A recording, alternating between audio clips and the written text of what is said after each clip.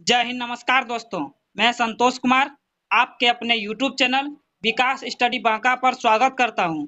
हमने रेलवे के एग्जाम को देखते हुए टेक्नीशियन ग्रेड थर्ड का प्रैक्टिस सेट चालू किया है, जो कि रुक्मणी प्रकाशन का है और यह है वॉल्यूम 1, जो कि एग्जाम के दृष्टिकोण से काफी महत्वपूर्ण है। अगर आप लोग चैनल पर नए हैं तो प्लीज चैनल को सब्सक्राइब कर लें और बेल आइकन को दबा दें ताकि हम नोटिफिकेशन समय पर मिल सके। और आज का जो सेट नंबर है वो है 8। चलिए देखते हैं पहला प्रश्न क्या है।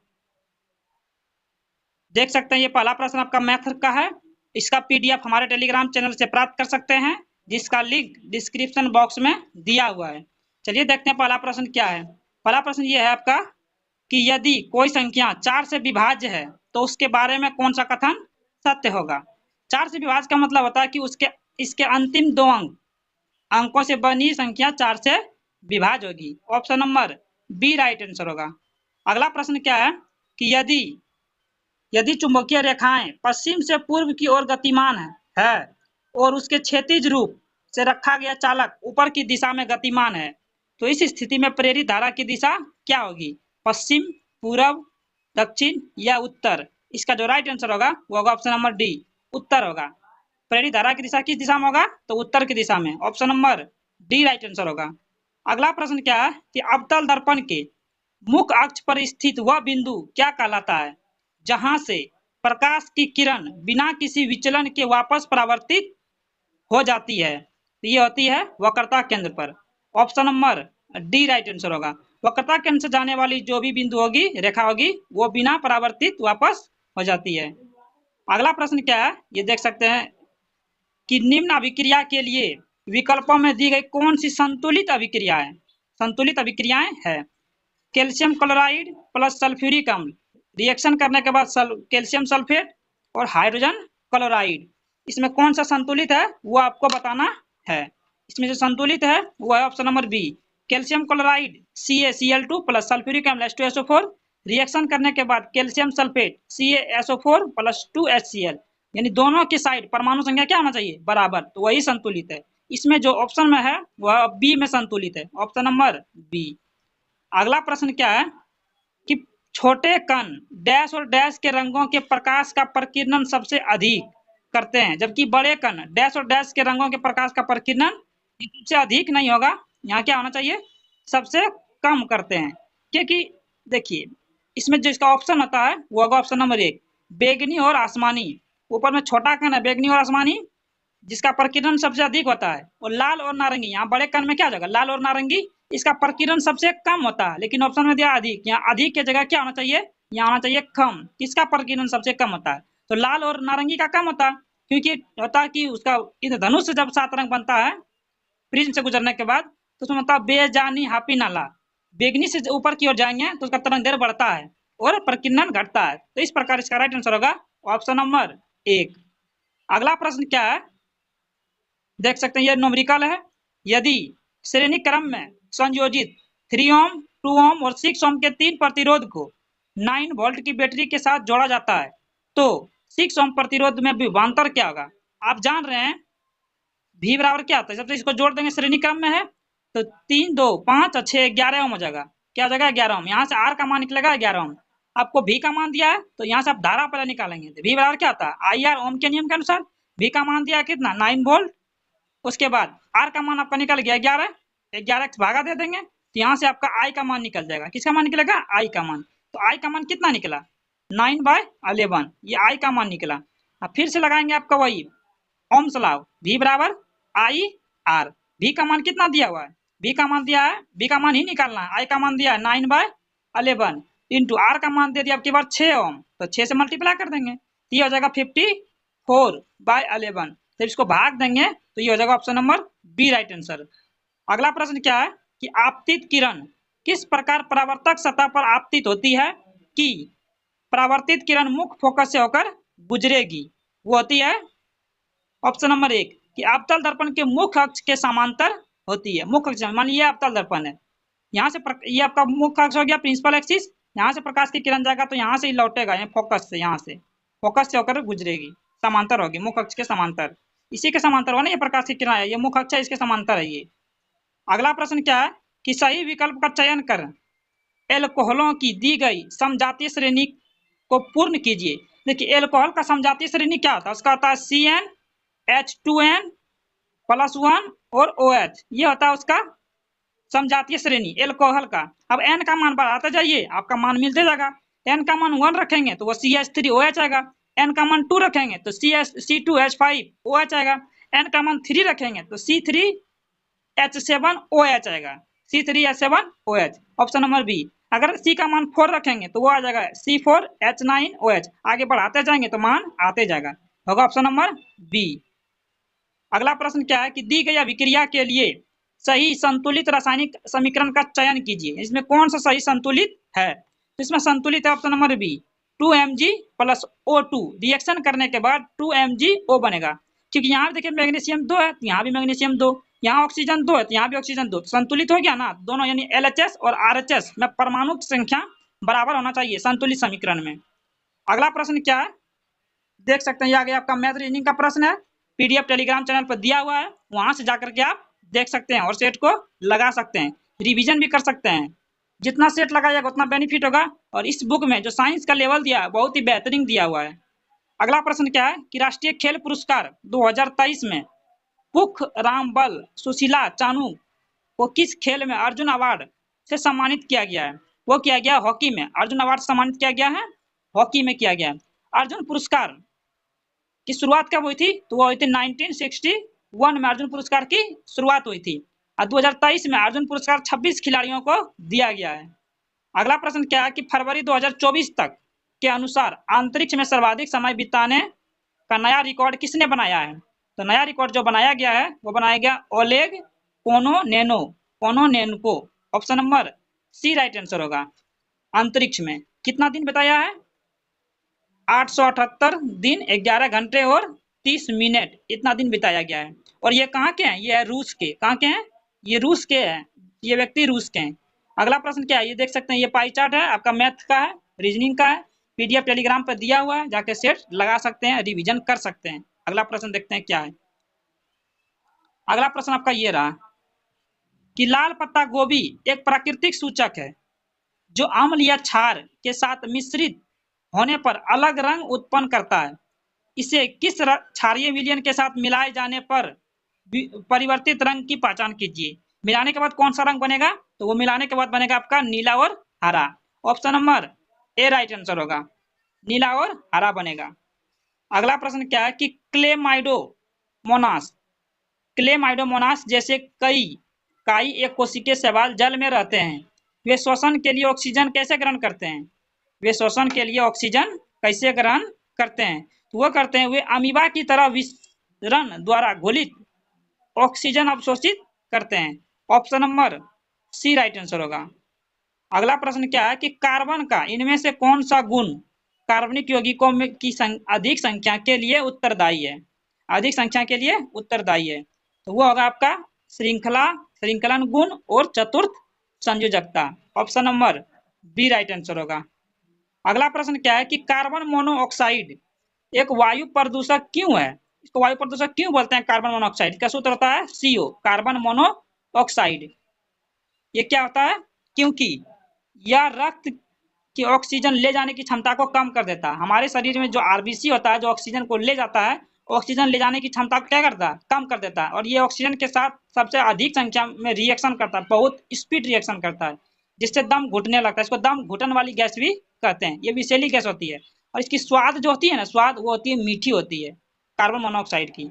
Option number D right answer होगा। अगला प्रश्न क्या है कि निम्न में से किस प्रकार के उपकला उत्तक फेफड़ों की कुपिकाओं के अस्तर का निर्माण करता है, घनाकार, स्तंभकार, पक्षमाभिस स्तंभकार या सल्की, क्या होगा, सल्की। ऑप्शन नंबर डी सल्की होगा।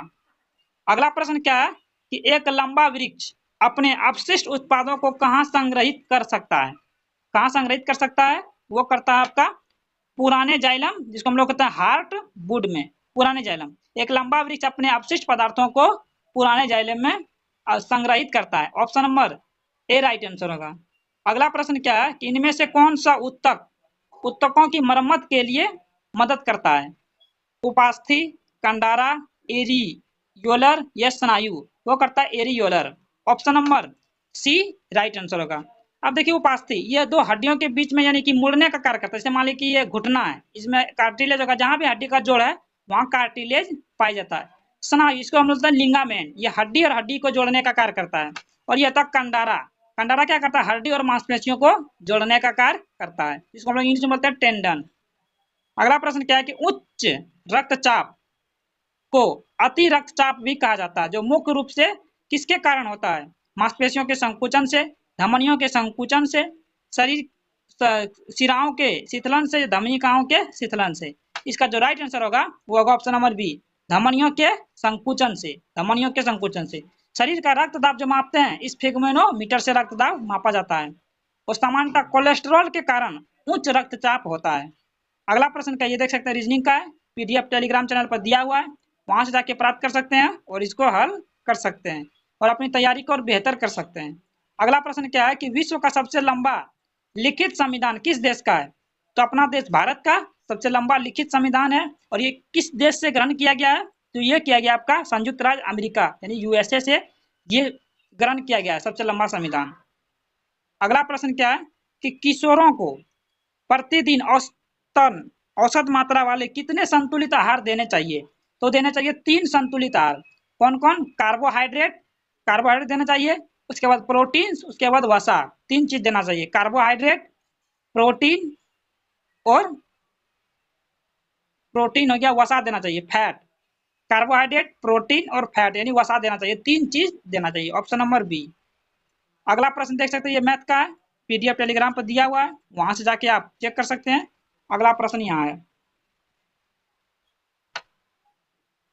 अगला प्रश्न क्या बोल रहा है आपका कि निषेचन के बाद पुष्प के इन अंगों जो पुंकेसर, वर्तिकाग्र दल और बाह्य दल का क्या होता है? इन जो चारों दिया है इसका क्या उपयोग होता है निषेचन के बाद?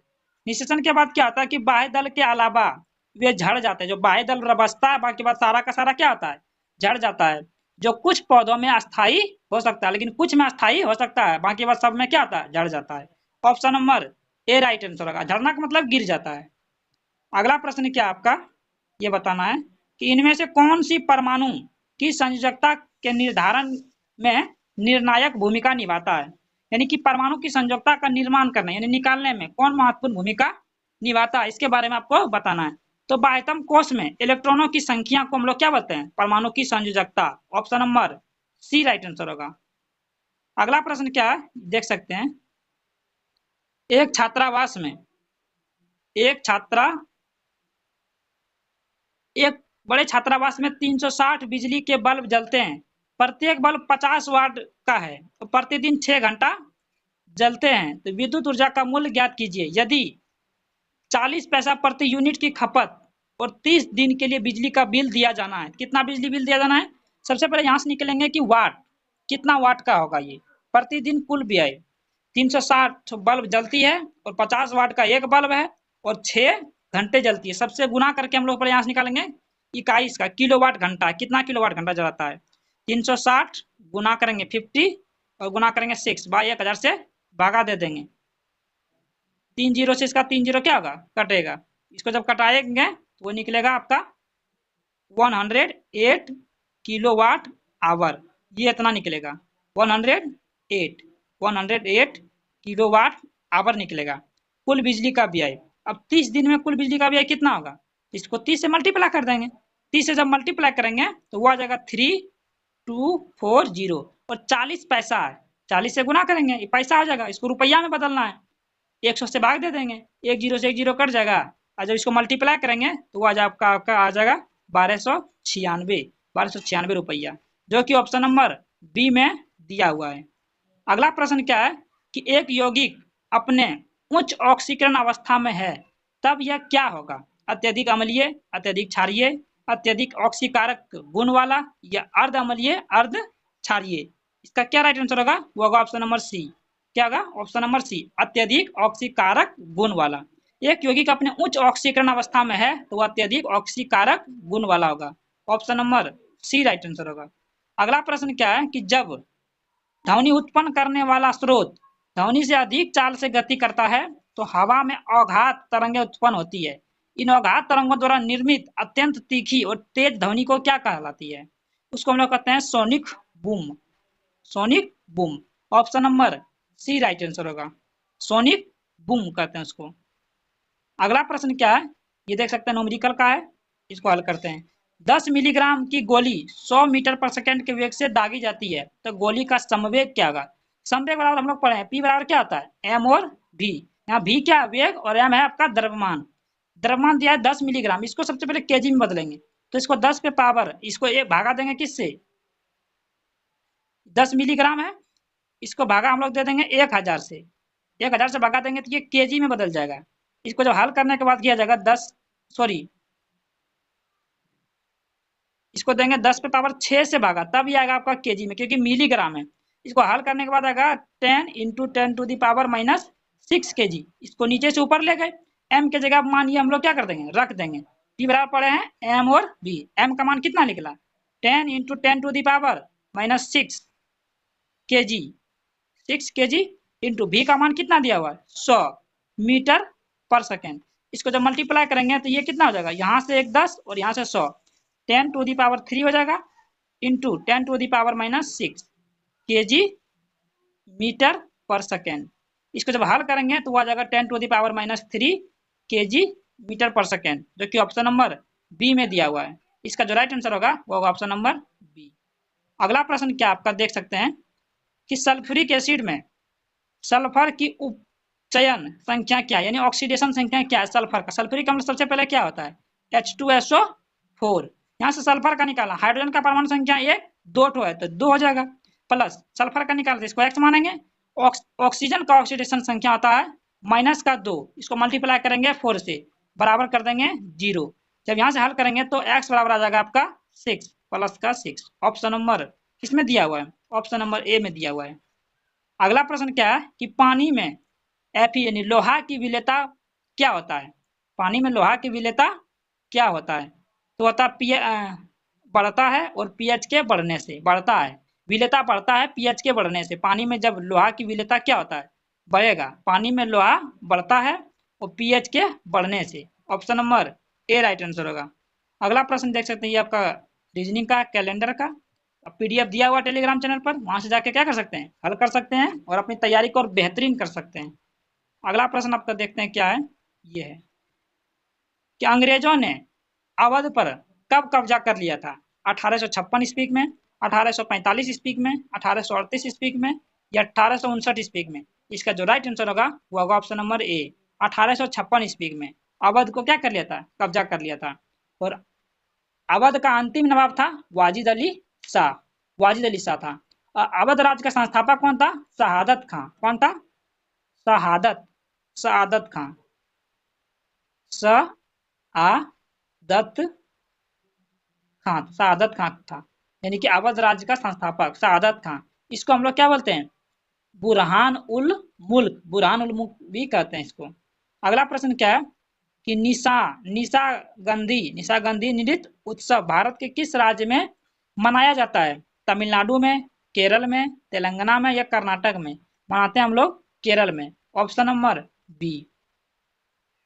अगला प्रश्न क्या है, ये देख सकते हैं, ये मैथ रीजनिंग का प्रश्न है। पीडीएफ दिया हुआ टेलीग्राम चैनल पर, वहां से जाके हल कर सकते हैं और अपनी तैयारी को बेहतर कर सकते हैं।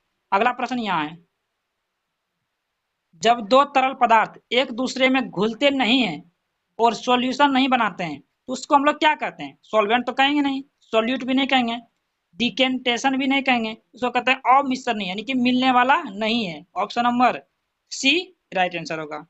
अगला प्रश्न क्या है कि खाने योग्य भाग के संबंध में निम्न में से कौन सा ठीक प्रकार से मेल नहीं खाता है?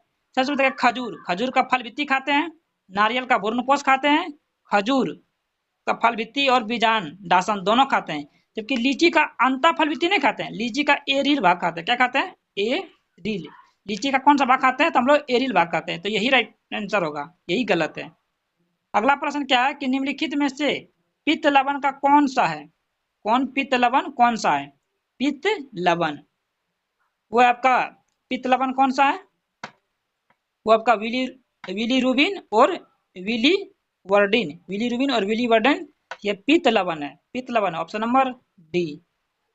अगला प्रश्न क्या है ये देख सकते हैं कि डीएनए संश्लेषण को कौन प्रभावित करता है? ऑक्सीजन, हाइड्रोजन, जिबरेलिन या साइटोकाइनिन?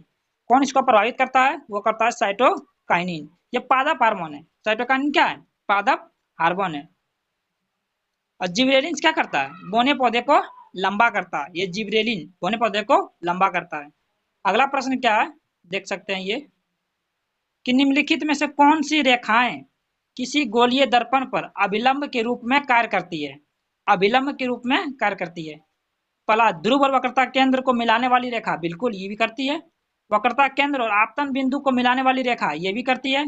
फोकस और आपतन बिंदु को मिलाने वाली रेखा नहीं, ये नहीं करती है। इसका जो राइट आंसर होगा वो होगा ऑप्शन नंबर 1। अगला प्रश्न क्या है कि एक क्षैतिज सीधे तार में धारा पश्चिम से पूर्व की ओर प्रवाहित होती है, तो पूर्वी सिरे से देखे जाने पर चुंबकीय क्षेत्र रेखाओं की दिशा क्या होगी? वो होगी तार के लंबवत तल में वामवर्त। Option number A right answer होगा। क्या होगा? Option number A. अगला प्रश्न क्या है ये देख सकते हैं, न्यूमेरिकल है कि किसी दिए गए पारदर्शी माध्यम का अपवर्तनांक 1.5 है, उस माध्यम में प्रकाश की चाल क्या होगा? आप जानते हैं कि अपवर्तनांक बराबर क्या आता है कि निर्वात में प्रकाश की चाल बटे उस माध्यम में प्रकाश की चाल। उस माध्यम में प्रकाश की चाल हमको निकालना है, इसको मान लेंगे हम लोग एक्स। क्या मान लेंगे? एक्स। माध्यम में प्रकाश की चाल क्या होगी? अब देखिए अपवर्तनांक दे दिया 1.5। निर्वात प्रकाश की चाल कितना आता है? 3 × 10⁸ मीटर पर सेकेंड। और निर्वात माध्यम प्रकाश की चाल निकालना तो एक्स मान लिए।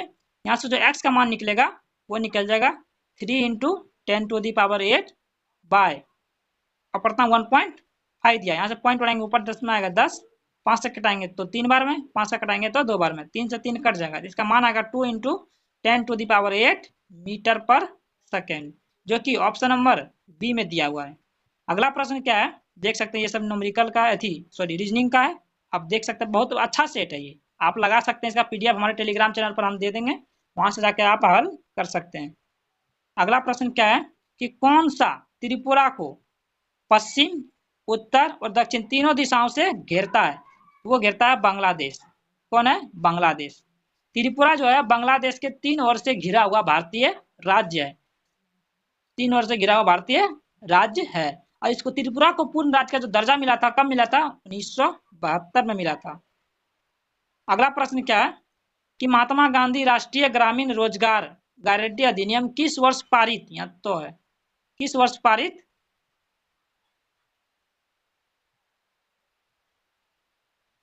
किस वर्ष पारित किया गया था? 1993 में, 1995 में, 2005 में या 2000 में? इसका जो राइट आंसर होगा वो होगा ऑप्शन नंबर सी, 2005 में। महात्मा गांधी राष्ट्रीय ग्रामीण रोजगार गारंटी अधिनियम 2005 में पारित किया गया था, जिसको हम लोग क्या बोलते हैं? नरेगा। जिसको हम लोग नरेगा नरेगा बोलते हैं। नरेगा 2005 में पारित किया गया था। अगला प्रश्न क्या है देख सकते हैं, ये मैथ का प्रश्न है। ये भी क्या मैथ का प्रश्न है, पीडीएफ दिया हुआ टेलीग्राम चैनल पर, वहां से जाके हल कर सकते हैं। अब यहाँ से आपका एक न्यूमेरिकल आ गया, इसको देखते हैं, न्यूमेरिकल को हल करते हैं कि m kg द्रव्यमान वाले एक ड्रम को एक रैंप पर लुढ़काया जाता है। रैंप के निचले सिरे पर इसकी गतिज ऊर्जा 10 किलो जूल है और वेग 20 मीटर पर सेकेंड है। यदि इसका प्रारंभिक गतिज ऊर्जा 625 जूल थी तो किस वेग से रैंप को नीचे धकेला गया था? वो आपको बताना किस वेग से, यानी वहां बताना क्या है? भी आपको बताना, भी का मान पूछा जा रहा है। चलिए देखते हैं, पहला देखते हैं कि इसमें दे दिया m kg द्रव्यमान का, गति ऊर्जा दे दिया 10 किलो जूल और वेग दे दिया 20 मीटर पर सेकेंड। गति ऊर्जा यानी काइनेटिक एनर्जी।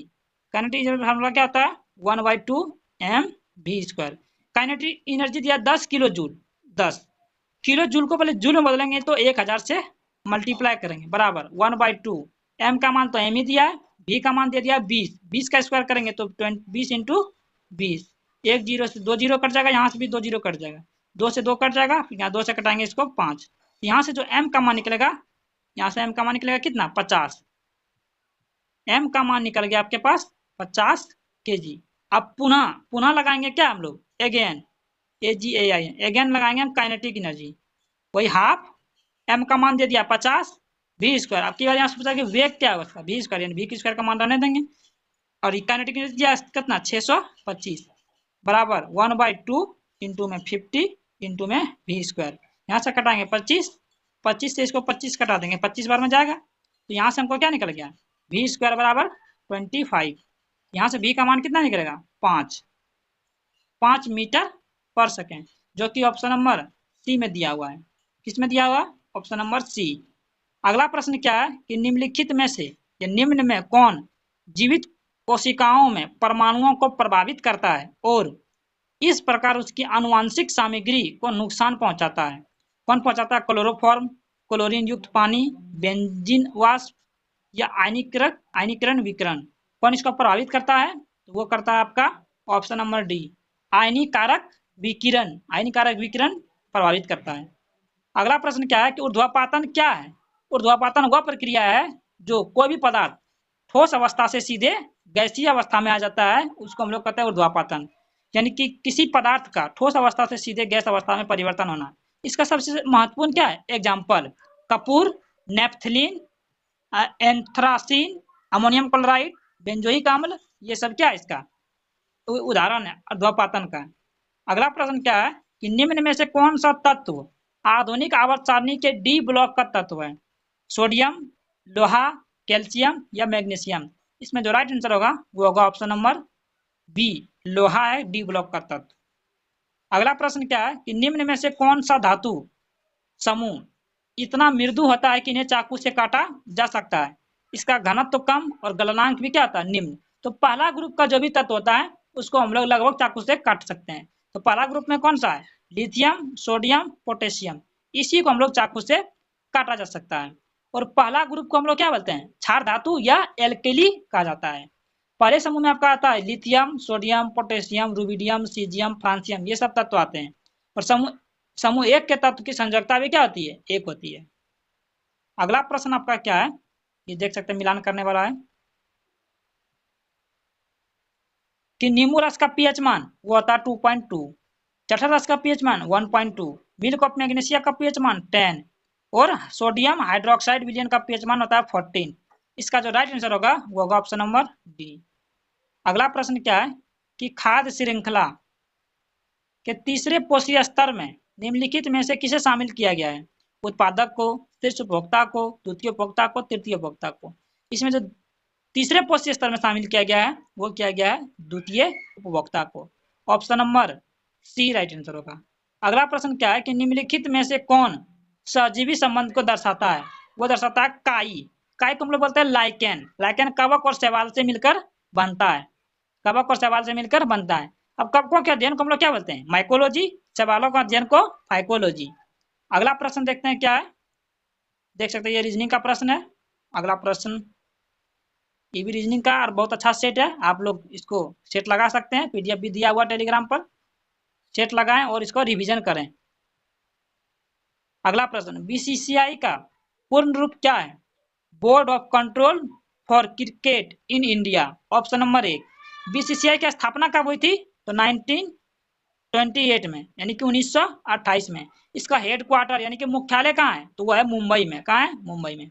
अगला प्रश्न क्या है कि पवनों का देश किसे कहा जाता है, या पवनों का देश कहे जाने वाला देश की पहचान कीजिए। तो पवनों का देश हम लोग कहते हैं डेनमार्क को। किसको कहते हैं, डेनमार्क को।